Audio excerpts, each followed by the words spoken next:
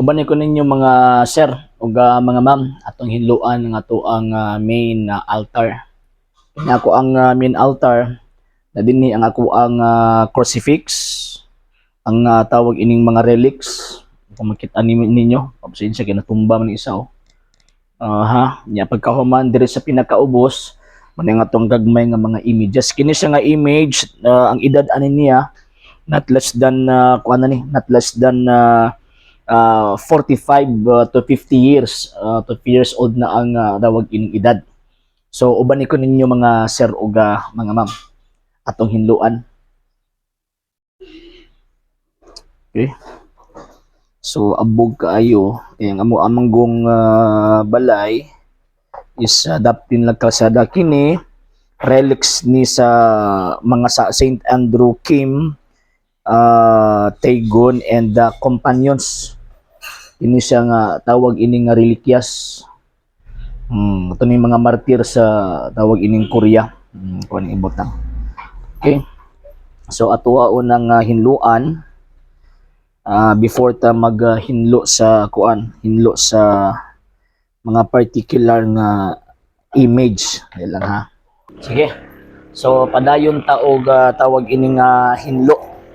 So ako ang ginahimo, ako asang ipadaplin sa isa ka side ang ubang tawag ini mga image. Okay. So kandila kini nagbisingan ni sa Candelaria. Kini nga mga kandila kining mga wax, candle wax. Yan. So ako aning hinluan kay para hinlo ang ato ang kuan, hinlo ang atong altar. Then mogamit ko og brush kay para mawala gyud ang abog. Kini pod.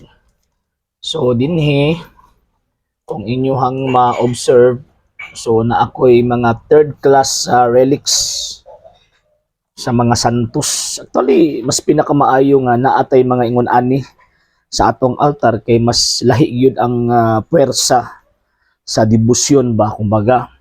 So na ako'y third class relics ni sa Santa Magdalena, ni Santa Elena katong mama ni kuan, mama ni Emperor Constantino, Santa Monica, mama ni kuan, mama ni San Agustin, Saint Catherine of Alexandria, kinsa pa ni si Saint Scholastica, Saint Apollonia, Saint Agnes and Saint Rita of Cassia. Kini milagrosa kaayo ni. And kini mo niyang ako ang mga oil, mga blessed oil. Napog ko'y yan, mo ni mga blessed oil.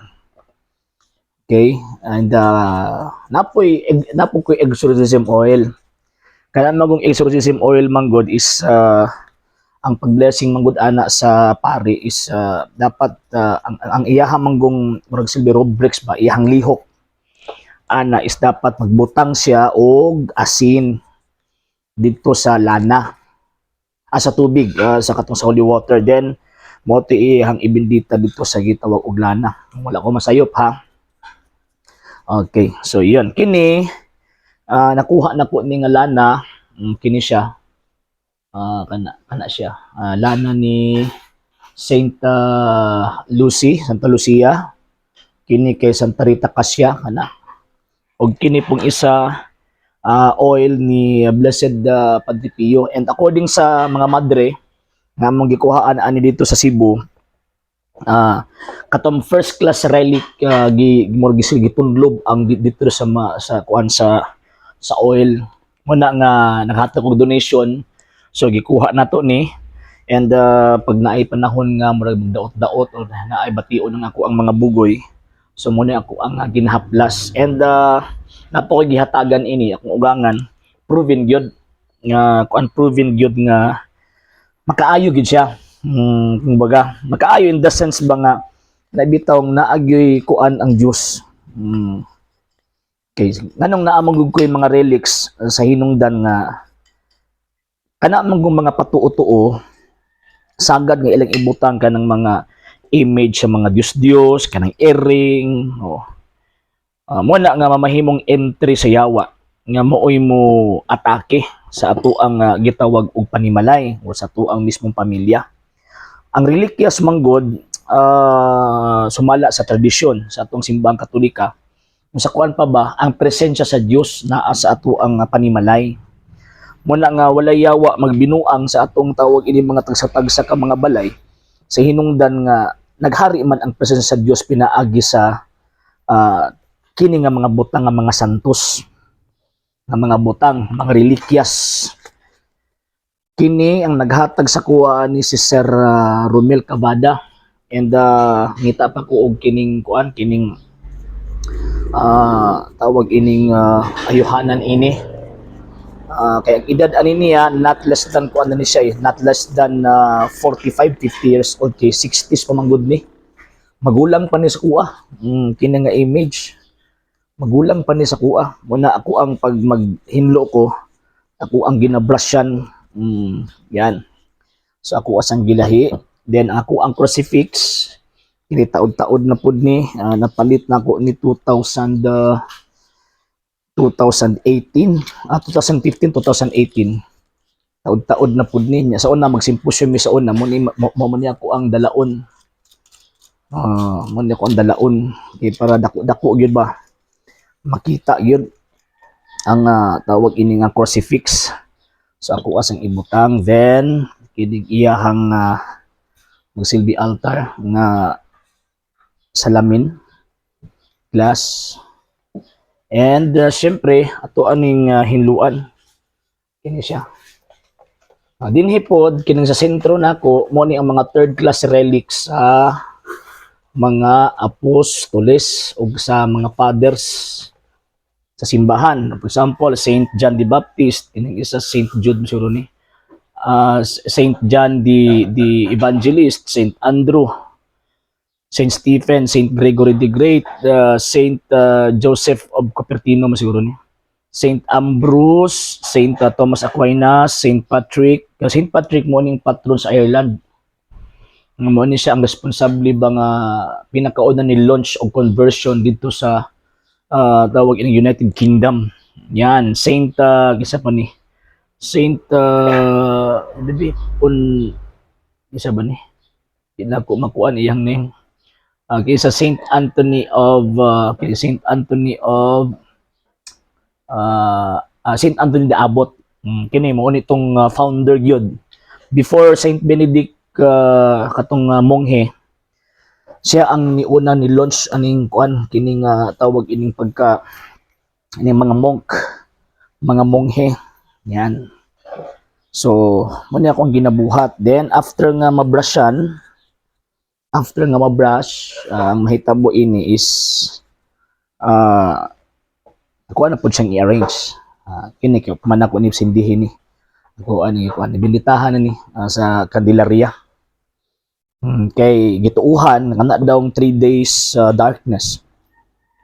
Sumala sa mga presentasyon sa mga santos, mahitabo daw gid kuno na nya sa panahon kana nga panahon nga mungit-ngit ang kalibutan, ang musiga daw ana nga panahon kanang kandila nga diin gibinditahan sa panahon sa fiesta sa Candelaria.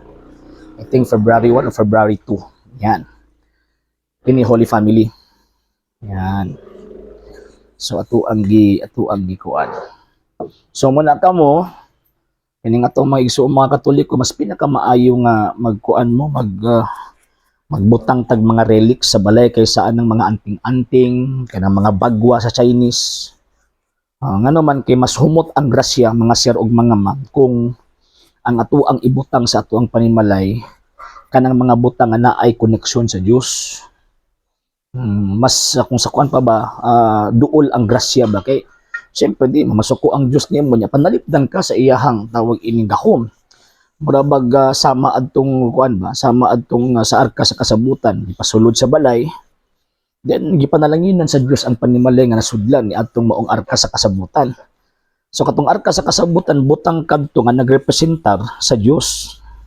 So mao pud ni karon kini di lang kay simpleng kuan di lang kay simpleng mga butang kini kung dili nagrepresentar ni gawa sa Dios, nagrepresentar pud ni sa ato ang pagtuo kana bitang communion of saints, kanang kahiusahan sa mga santos. Yan. Okay, akuan kining kandila. Yan, gini. Puro ni mga blessed candles. Kuan ni sa kin abog na magud siya. Nya kini pod ang naghatag pod sa kuha ani Cebu, murag gi-adapt ko nila nga anak. Okay, sila Ate Leslie. Yan. Ayan. Hatag sa kuha ni Our Lady of Miraculous Medal, bugat. Gihatag sa kuha. Ang gustuhan mo gyud nako kay siya. Isip regalo na lang pod pag abot na ko, pag adto na ko sila didto. Kuang gi. Okay. So, nagpahakadali lang. Kuha sa aning kuan ang mga abog-abog kini. Kining the image of Madonna, kining Our Lady of Perpetual Help. Gituuhan nga kining image kay ang tawag ining nagpaint ni ini si Saint Luke, San Lucas nga disipulo ni San Pablo. Yan. Okay, nya diri pod sa pikas kung inyohang tan-awon kini nga side. Mo nang relikya si San Vicente Ferrer, San Roque, San Ignacio de Loyola, Saint Francis of Assisi, kisa pa ni Saint Nicholas de Tolentino, Saint Joseph Cupertino, Saint Sebastian, nya kani sa Saint Santo Tomas de Villanueva. So kini tanan-tanan ni 1 2 3 4 4 8 12 13 14 15 16 17 18 19 20 21 2 3 4 27 ka reliquias, mga third class relics sa mga santos. Ika-28 ni kini. Ika-28 ni.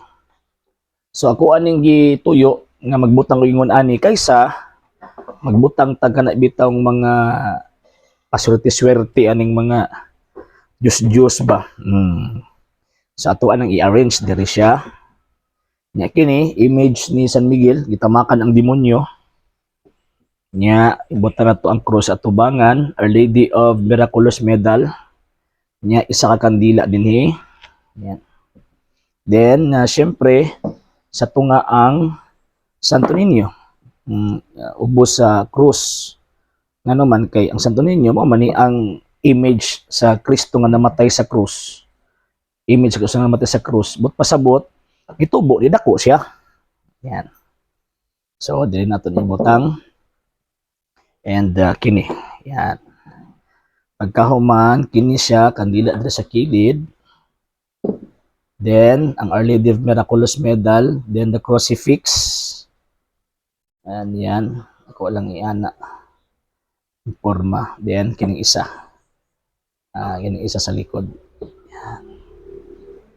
And, same. Ang Sagrada Familia. Yan. So, muna ako ang gamay ng altar. Okay. So, sa itong mga balay, kung pwede, naata, giining maong mga butanga. Kaya, sigurado kita na ang yawa, dili gyud maghari o dili gyud muatake sa to ang ano man. Kaya nga to ang panimalay, inubanan sa gitag pag-ampo is, yun, ato ang gipahari ang Diyos ato ang panimalay. Okay? Alang sa mga dugang videos and informations, just click like, subscribe, then click the notification bell for more updates.